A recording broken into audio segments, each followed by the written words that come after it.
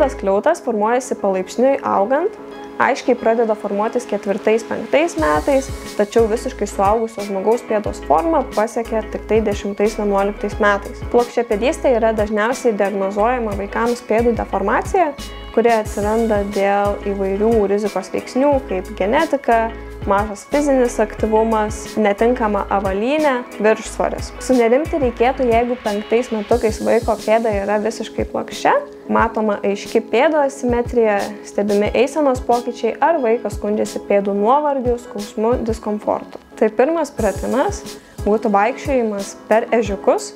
Tai galima eiti pirmyn, atbulom, per šonus, pakeisti įvairias ežiukų padėtis plačiau, siauriau, pratimai ant balansinės platformos, tai pastovėti ant vienos kojos kaip gandrui, atsistojus ant vienos kojos, pamėtyti kamuolį į viršų ar su kitu žmogumi. Kitas pratimas būtų atsitūpus, perduoti ežiuką į šoną, atsistoti, peržengti ežiuką ir vėl tūpti ir dėti ežiuką į šoną.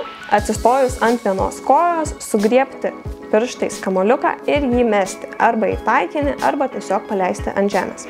Šie pusiausvyros pratimai yra skirti pėdos skliautos stiprinimui. Vienas iš mano patarimų būtų vasarą vaikui leisti vaikščioti basomis, ypač naudinga vaikščioti per smėlį ir kitus nestabilius paviršius. Pratimų ribojimo, kiek kartų daryti, nėra, bet kuo dažniau darysite, tuo geriau, tarkim 4 kartus per savaitę. Mankštos trukmė priklauso nuo vaiko, kiek vaikui išeina išlaikyti dėmesį, tai pavyzdžiui, pirmą kartą tai galima mankšta užtrukti 10 minučių, kitą kartą jau pusvalandį, tai labai prisitaikyti prie vaiko.